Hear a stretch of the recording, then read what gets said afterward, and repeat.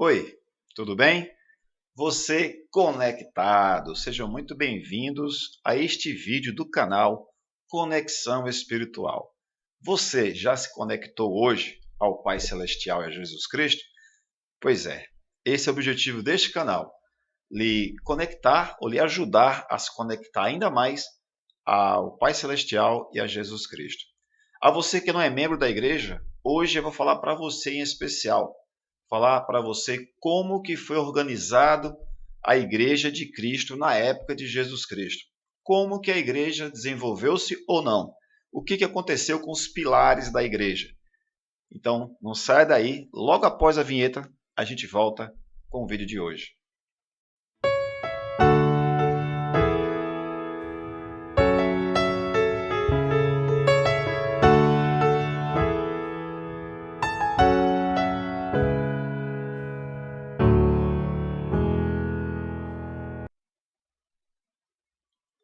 Fala meu amigo, fala meu irmão, minha irmã. Eu sou o Luiz Carlos Souza e este é o canal Conexão Espiritual. Vamos conversar um pouquinho hoje sobre mais um ponto muito importante do Evangelho. Hoje, em especial, para os irmãos e as irmãs que ainda não são membros da igreja, que não conhecem a igreja ainda e tem aquela curiosidade, né? Por que tem a igreja de Jesus Cristo dos Santos dos últimos dias?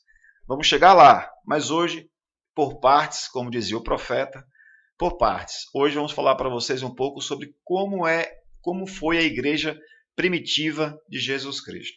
Você pode falar assim, mas Luiz Carlos, Jesus Cristo ele abriu uma igreja física, paredes? Não, de fato, igreja física, paredes com placa, não. Mas ele ensinou as verdades, as doutrinas e os convênios que deveriam existir para o povo do convênio de Deus. E nós vamos falar sobre isso no vídeo de hoje.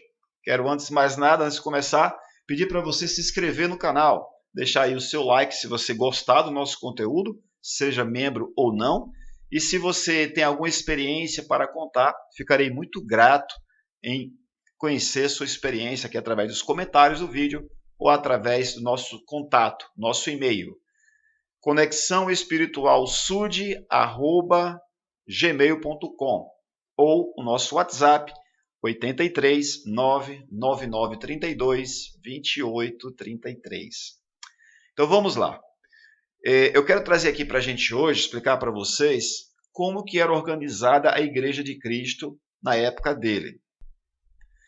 Pois bem, eu vou explicar para você de uma forma bem didática, explicar para você o seguinte, toda fundação ela tem os pilares, né? Ela tem o que segura a sua fundação. E na Igreja de Cristo haviam 3 pilares muito importantes que sustentavam a igreja. Sem um dos pilares, a igreja não poderia existir. E esses 3 pilares eu vou trazer aqui agora para a gente. O primeiro desses pilares se chama profetas. Isso mesmo, profetas. Desde Adão até os primórdios dos tempos, Jesus Cristo e o Pai Celestial eles chamaram profetas na terra para guiar o seu povo. A gente lembra das histórias, né? Vamos trazer aqui alguns exemplos de profetas para que você possa entender. Olha só. Primeiro, o que é um profeta? Profeta é aquele que anuncia a palavra do Senhor, que o tem em seu coração, ou seja, que tem o Senhor em seu coração. O profeta é aquele que também denuncia as mentiras, desigualdades e injustiças. Profeta é aquele que tem discernimento do que convém e do que não convém. Mais do que isso ainda, o profeta, ele conversa com Deus, ele recebe revelações de Deus. Temos aqui alguns exemplos de profetas, para que você possa relembrar. Olha só. Eu trouxe aqui 10 exemplos de profetas, mas existem muito mais, tá? Vamos lá. Adão, o primeiro homem na terra e o pai de toda a humanidade, foi o profeta Adão. O profeta Noé recebeu revelações divinas para construir a arca e salvar a sua família e os animais do dilúvio. Você já ouviu falar no dilúvio e na arca de Noé, né? Noé também foi um profeta de Deus. E Abraão, você já ouviu falar em Abraão? Abraão é conhecido como o pai dos fiéis, recebeu grandes promessas e revelações de Deus. Abraão, as promessas do povo de Abraão.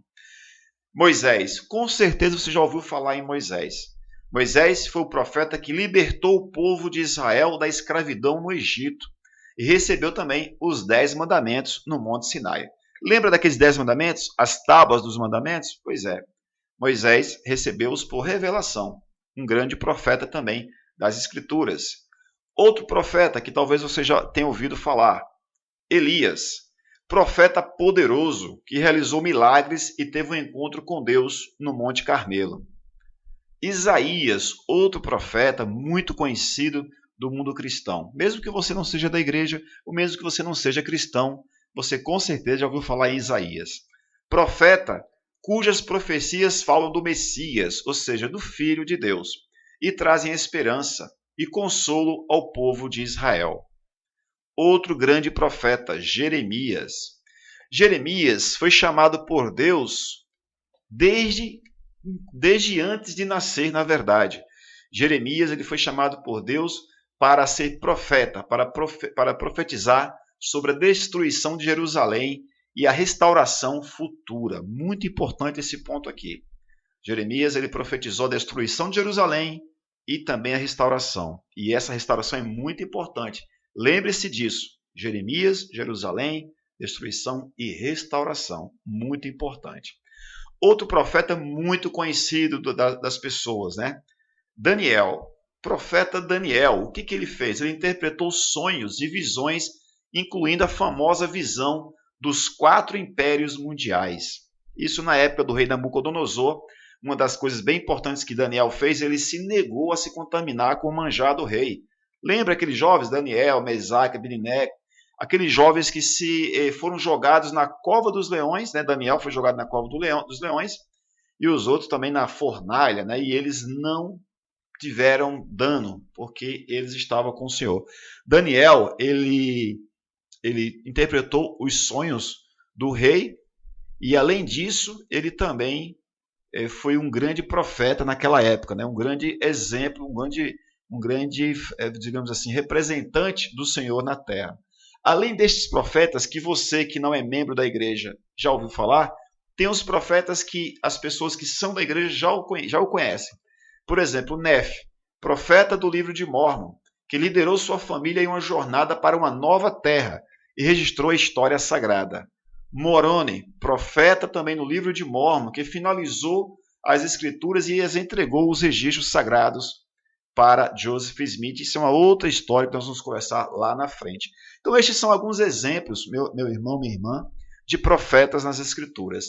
E a Igreja de Cristo, ela sempre teve, enquanto pilar, enquanto alicerce da igreja, profetas. E só para você ter uma noção de quão importante é o profeta, no Velho Testamento, no livro de Amós, capítulo 3, versículo 7, diz o seguinte: certamente o Senhor Deus não fará coisa alguma sem ter revelado o seu segredo aos seus servos, os profetas. Significando dizer que quando Deus age aqui na terra, ele escolhe profetas para transmitir a sua vontade. Em Amós 3,7 deixa isso muito claro. Então, meu irmão, minha irmã, se a igreja de Cristo tinha profetas, era porque era muito necessário. E o Senhor precisava deles para transmitir a sua mensagem. Deus precisa do homem? Não, Deus não precisa do homem, mas é seu método de chegar-se até o homem através de profetas. Tá bom? E aí a gente vai chegar agora a um segundo pilar, aquele segundo pilar de sustentação da igreja primitiva, que é nada mais, nada menos do que a revelação. Revelação é muito importante. Vamos trazer aqui alguns exemplos primeiro do que é revelação e depois alguns exemplos. Sobre revelação, olha só que importante. Uma definição: a revelação divina não é um baú de verdades prontas, acabadas, imutáveis e de maneira inacessível. Isso não condiz com o espírito com que Deus se revela à humanidade. A novidade está na própria concepção de revelação, ou seja, estou revelando algo que não era conhecido ainda, né? E no modo como essa revelação é comunicada da parte de Deus e captada no interior da história humana. Ou seja, a revelação é quando Deus revela a sua vontade para a humanidade. E ele faz isso através de seus profetas. Os profetas recebem as revelações, as profecias, e as transmite ao povo a quem Deus quer abençoar, a quem Deus quer comunicar. Então as profecias são muito importantes. Vou trazer aqui um momento em que Cristo ele mostrou a grande importância da revelação. Olha só. Houve um momento na história da vida de Cristo aqui na Terra, que está escrito em Mateus capítulo 16, no Novo Testamento, em que Cristo tem um diálogo com seus apóstolos, E é mais ou menos no capítulo 16, vamos ver aqui onde que começa, versículo 13, E chegando Jesus às partes de Cesareia de Filipe, interrogou seus discípulos dizendo: quem dizem os homens ser o Filho do Homem? Ou seja, o que eles dizem que eu sou? E os discípulos disseram, E eles disseram, uns dizem que és João Batista, outros dizem que você é Elias, o profeta, e outros Jeremias, ou um dos profetas. Isso está no versículo 14. E Cristo, ele disse o seguinte, disse-lhes ele, e vós? E vós? Quem dizeis que eu sou? E com essa pergunta, no versículo 15, teve a resposta que Jesus esperava no versículo 16. E Simão Pedro, respondendo, disse: tu és o Cristo, o Filho de Deus. Tu és o Cristo, o Filho do Deus vivo. E esta era a resposta que Jesus Cristo esperava receber. No versículo 17, o Salvador diz o seguinte: e Jesus respondendo disse-lhes: bem-aventurado és tu, Simão Barjonas, porque tu não revelou a carne e o sangue, mas meu Pai que está nos céus. E aí vem o versículo 18, onde mostra o alicerce da igreja, um dos pilares fundamentais da igreja de Cristo. Ele diz no versículo 18, palavras do Salvador, e também eu te digo que tu és Pedro, e sobre esta pedra edificarei a minha igreja, e as portas do inferno não prevalecerão contra ela. Que pedra era esta? E também eu te digo que tu és Pedro, e sobre esta pedra, preste bem atenção, edificarei a minha igreja. Esta pedra que Jesus fala é a pedra da revelação. É o alicerce, é o pilar, é a sustentação da igreja de Cristo, chamada revelação. A igreja sem revelação não teria sustentação, não teria alicerce, não teria força suficiente para se manter de pé. Então o Salvador viu que Pedro tinha revelado não a carne nem o sangue, mas o Pai que está nos céus. Quando ele diz, tu és o Cristo, o Filho do Deus vivo. Então esta segundo alicerce, este segundo pilar da revelação é primordial. Sem profetas e sem revelação, não tem como a igreja de Cristo prevalecer. Mas ainda tem um outro ponto muito importante, é o terceiro, que sem ele também não tem como a igreja de Cristo subsistir. E eu vou falar sobre esse terceiro ponto daqui a pouquinho, logo após você se inscrever no canal, deixar o seu like, eu tenho certeza que você está gostando da nossa conversa, do nosso papo, e também recomendar o nosso canal para alguém que você acha que vai se interessar pelo conteúdo. Pode ser uma pessoa que queira honestamente conhecer o Evangelho, ou pode ser alguma pessoa que queira criticar, não tem problema. Passa o vídeo e a gente vai conversar e a gente vai chegar assim a algo muito especial. Agora sim, passando para o terceiro pilar de sustentação, de base, de força, de edificação do reino de Deus na terra. E esse terceiro pilar se chama sacerdócio. E eu vou trazer agora para a gente o que significa sacerdócio. Muita gente confunde sacerdócio com função. Aquele homem, ele é um sacerdote de tal igreja, então por isso ele está servindo lá na igreja. Mas sacerdócio é algo muito mais especial, muito mais importante. Não é algo que eu, possa comprar em qualquer lugar. Não é algo que eu possa entrar numa igreja e dizer, olha, eu quero comprar o sacerdócio. Eu não posso fazer isso. Nas Escrituras tem exemplos disso. Mas eu vou trazer agora o significado de sacerdócio. Vem comigo, né? Meus amigos, meus irmãos e minhas irmãs, olha só essa definição que está em Moisés, capítulo 1, versículo 39. Qual o significado da palavra sacerdócio na Bíblia? O sacerdócio é o poder eterno e autoridade de Deus. Por meio do sacerdócio, ele criou e governa os céus e a terra. Por esse poder, o universo é mantido em perfeita ordem. Por esse poder, ele realiza sua obra e glória, que é levar a efeito a imortalidade e vida eterna do homem. Isso está em Moisés 1:39, uma escritura que você vai conhecer nos futuros vídeos da igreja, tá? do canal, tá bom? Antes de trazer a escritura aqui, que está em Atos, capítulo 8, tem várias outras escrituras que retratam e falam sobre o sacerdócio. Eu quero falar para você algo bem importante, para que você possa entender o que significa a autoridade de Deus, o que significa o poder e o sacerdócio de Deus. Digamos, esse exemplo é muito clássico, tá? Digamos que você tem o seu carro e você, por um acaso, estacionou em um local proibido. Lá tem uma placa, proibido estacionar. Chega um homem qualquer da cidade, um cidadão, ele não é guarda de trânsito, ele não trabalha para a prefeitura, ele tem um bar, ele tem uma farmácia assim na frente, e ele vai lá, pega e escreve lá uma multa de R$100 mil e coloca lá no seu para-brisa. A pergunta que eu faço para você é, essa multa, ela tem valor? Você será obrigado a pagar essa multa? Você, claro, obviamente, sabe que não, porque aquela pessoa lá, dono da farmácia, ele não tem autoridade para poder multar você e o seu veículo, porque ele não foi revestido de autoridade, ele não tem o poder para fazer isso. Por isso é importante que todas as coisas sejam feitas em ordem, e o Evangelho do Salvador, Jesus Cristo, também é assim, tudo feito em ordem.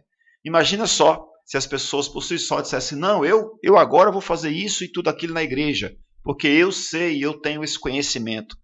Você pode estudar anos e anos, anos e anos e anos.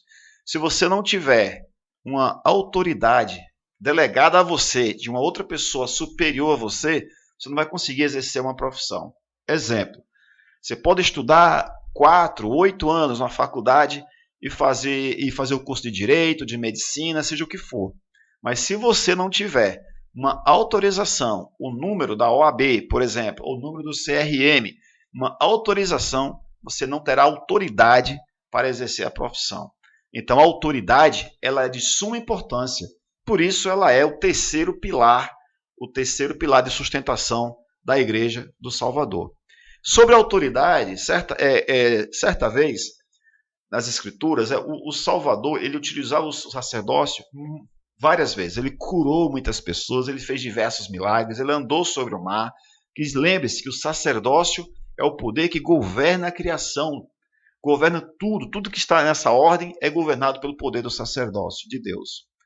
E aí, certa vez, naquela época, os apóstolos do Salvador colocavam as mãos sobre a cabeça das pessoas e davam a elas o poder do Espírito Santo.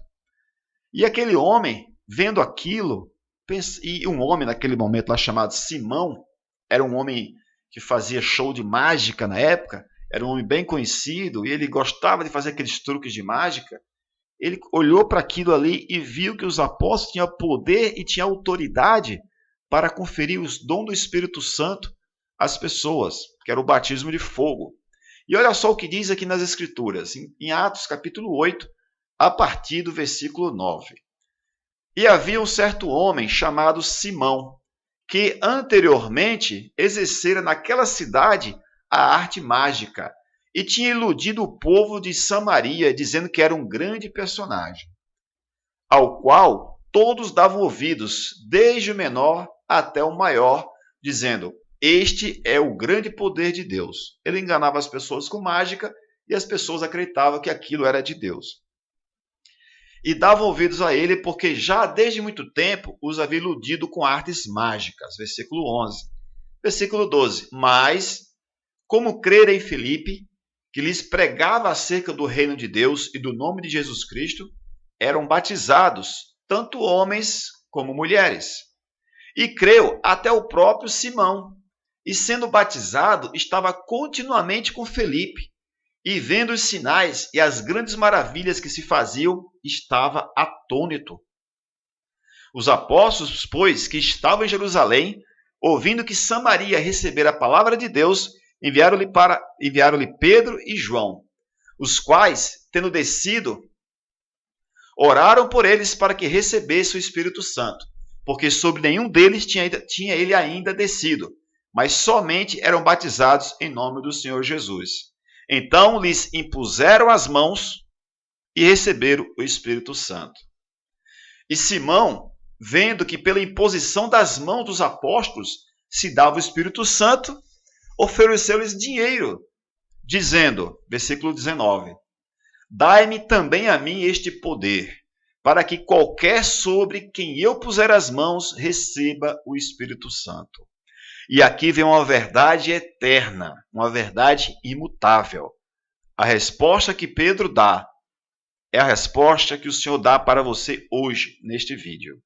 Versículo 20, Pedro diz o seguinte, o teu dinheiro seja contigo para a perdição, pois supuseste que o dom de Deus se adquire por dinheiro? Tu não tens parte nem sorte neste assunto, porque o teu coração não é reto diante de Deus. Versículo 22. Arrepende-te, pois, dessa tua iniquidade, e ora a Deus, para que, porventura, te seja perdoado o pensamento do teu coração. Pois vejo que estás no fel da amargura e no laço da iniquidade. Versículo 24. E no 25, versículo 24. Respondendo, porém, Simão disse, orai vós por mim ao Senhor, para que nada do que disseste venha sobre mim. Simão temeu, ele viu o poder de Deus. Tendo eles, pois, testificado e falado a palavra do Senhor, voltaram para Jerusalém. E em muitas aldeias dos samaritanos anunciaram o evangelho. O que eu quero trazer aqui para a gente hoje é que o dom de Deus não se alcança por dinheiro. Não é por causa do seu dinheiro que Deus vai te dar um dom. Ele te dá dom gratuito, desde que você siga os passos que ele pede. Lembrando que aquelas pessoas estavam sendo batizadas na água e depois batizadas com o Espírito Santo. E isso, eu vou falar sobre isso em próximos vídeos aqui no canal. Então não perca. Então, meus queridos irmãos e irmãs, 3 pilares importantíssimos do Evangelho de Cristo. Profetas, como nós falamos, a revelação e o sacerdócio, que é o poder e a autoridade de Deus. Sem um desses 3 aqui, a casa não prevalece, a casa sucumbe e cai. E eu queria deixar esse vídeo, nós vamos parar um pouco por aqui, para fortalecer no seu pensamento, de que Jesus Cristo, ele deixou o modelo, ele deixou a igreja dele nas mãos de Pedro. Pois ele disse, e eu te digo que tu és Pedro, e sobre esta pedra edificareis a minha igreja, e as portas do inferno não prevalecerão contra ela. A revelação, profetas e apóstolos, e o sacerdócio de Deus, eles devem estar na igreja do Salvador. Vou lembrar você agora que com a morte de Jesus Cristo, o que aconteceu? Lembrar você, depois nós vamos falar com mais detalhes sobre este evento, mas Jesus Cristo foi assassinado pelo povo lá de Israel, e aí o que aconteceu? Jesus foi colocado no sepulcro, só para resumir, ressuscitou o 3º dia, conversou com alguns apóstolos e ascendeu ao Pai. E deixou o Espírito Santo aqui na terra para guiar os apóstolos, guiar a igreja, guiar os cristãos. O Espírito Santo é um personagem de espírito, depois vamos falar sobre isso também com maiores detalhes, em que ele vem para confirmar e nos fazer lembrar de tudo o que Jesus Cristo falou sobre o Evangelho. Então, quando a gente ouve falar de Jesus Cristo e a gente sente no nosso coração um sentimento diferente, um sentimento de amor, de gratidão, de felicidade, é o Espírito Santo que faz isso, porque foi o próprio Cristo que o deixou aqui com esta missão, testificar de Cristo e nos fazer lembrar de tudo o quanto ele nos disse e nos ensinou. Só que após a ascensão de Cristo ao Pai, os discípulos foram perseguidos, você sabe disso, e resumindo, todos foram mortos. O que aconteceu? Naquela época, Cristo já não estava mais na terra. E os apóstolos foram mortos. Pedro, que era o profeta da igreja, após a ascensão de Cristo, Pedro também foi morto. E os apóstolos, e nós ficamos sem um dos pilares da igreja. Um outro pilar era a revelação. Quem recebe a revelação? Quem recebia a revelação era o profeta e os apóstolos, que já não existiam mais. Então a revelação também ela foi tirada da terra junto com os apóstolos e Pedro, profeta da igreja. E com eles também foi o sacerdócio. Então, daqueles 3 pilares, não restou mais nada. E aqui, realmente, naquela época, caiu a igreja. Naquele momento, caiu a igreja. Eu vou explicar uma coisa para você, olha só.